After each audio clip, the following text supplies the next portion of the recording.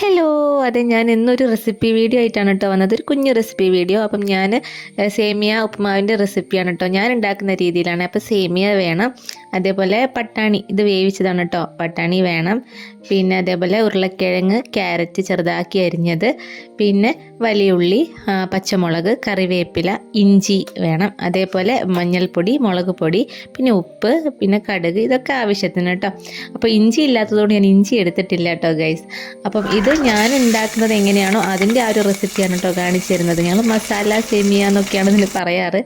അപ്പം ആദ്യം നമ്മൾ വെളിച്ചെണ്ണ ഒഴിച്ച് അതിലേക്ക് കടുക് പൊട്ടിച്ച്, പിന്നെ കുറച്ച് ഉള്ളി കുറച്ചേ എടുത്തിട്ടുള്ളൂ കേട്ടോ. ഒരു ചെറിയ സവാളയുടെ പകുതി ഉള്ളിയും, അതേപോലെ പച്ചമുളക്, കറിവേപ്പില. ഞാൻ ഒരു ചെറിയ പച്ചമുളക് എടുത്തിട്ടുള്ളൂ, കാരണം ഇവിടെ അധികം എരിവ് ആവശ്യമില്ല.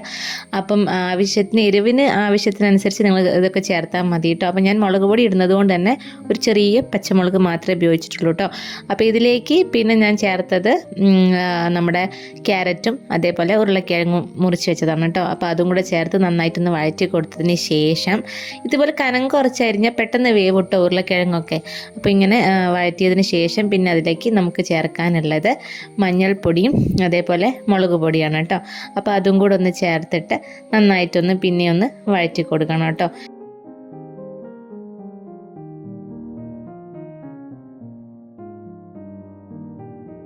ഇനി നമുക്കിതിലേക്ക് ഉപ്പ് ചേർത്ത് കൊടുക്കണം കേട്ടോ. ഉപ്പ് ചേർത്ത് കൊടുത്തിട്ട് നന്നായിട്ട് ഒന്നും കൂടെ മിക്സ് ചെയ്ത് കൊടുക്കുക. പിന്നെ നമുക്കിതിലേക്ക് ആവശ്യമായിട്ടുള്ളത് പട്ടാണിക്കടലയാണ് കേട്ടോ. ഇത് ഞാൻ വേവിച്ച് വെച്ചിട്ടുള്ളതാണ്. അപ്പം ഇത് തലേന്ന് വെള്ളത്തിലിട്ട് കുതിർത്തിയിട്ട് രാവിലെ ഒറ്റ വിസിൽ കുക്കറിൽ വേവിച്ചെടുത്തതാണ് കേട്ടോ. അപ്പോൾ അധികം അങ്ങ് ഉടഞ്ഞും പോവില്ല, കറക്റ്റ് ആ ഒരു പാകത്തിന് കിട്ടുകയും ചെയ്യും കേട്ടോ. ഇപ്പോൾ എൻ്റെ കയ്യിലുള്ളത് വെള്ള പട്ടാണിക്കടലയാണ് കേട്ടോ. നിങ്ങളുടെ കയ്യിൽ എന്താണ് അവൈലബിൾ ആയിട്ടുള്ളത് അതങ്ങ് ഇട്ടിച്ചാൽ മതി കേട്ടോ. അങ്ങനെ ഇനി നമുക്കിതിലേക്ക് ചേർക്കേണ്ടത് വെള്ളമാണ് കേട്ടോ. ഞാനിവിടെ ഒരു 200-ൻ്റെ ആണോയെന്ന് എനിക്കറിയില്ല, ഒരു ചെറിയ പാക്കറ്റ് വേർമിസെല്ലിയാണ് എടുത്തിട്ടുള്ളത്. റോസ്റ്റഡ് വേർമിസെല്ലിയാണ് കേട്ടോ. അപ്പോൾ നിങ്ങളുടെ കയ്യിൽ റോസ്റ്റഡ് അല്ലാത്തതാണെങ്കിൽ നിങ്ങളതൊന്ന് ആദ്യം ഒന്ന് റോസ്റ്റ് ചെയ്തിട്ട് വേണം അതിലേക്ക് ചേർക്കാൻ, അല്ലെങ്കിൽ അത് പെട്ടെന്ന് അങ്ങ് കുഴഞ്ഞു പോകും. അതുകൊണ്ടാണ് റോസ്റ്റ് ചെയ്ത് ചേർക്കാൻ പറയുന്നത് കേട്ടോ. അപ്പോൾ ഞാൻ 1.5 ഗ്ലാസ് വെള്ളമാണ് കേട്ടോ ഇതിലേക്ക് ഒഴിച്ചിട്ടുള്ളത്. അപ്പം അതിൻ്റെ ഇടയ്ക്ക് ഞാൻ കുറച്ചും കൂടെ ഉപ്പ് ഇട്ടിട്ടുണ്ടായിരുന്നു കേട്ടോ.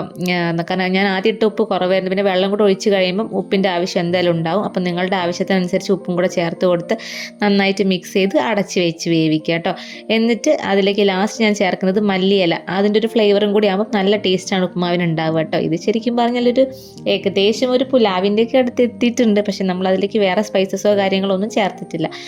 അപ്പോൾ ഇത്രയേ ഉള്ളൂ, നമ്മുടെ സേമിയ മസാല ഉപ്പുമാവ് റെഡി ആയിട്ടുണ്ട്. അപ്പോൾ ഇതെൻ്റെ ഇതായിട്ടുള്ളൊരു ചെറിയ കുഞ്ഞു റെസിപ്പിയാണ്.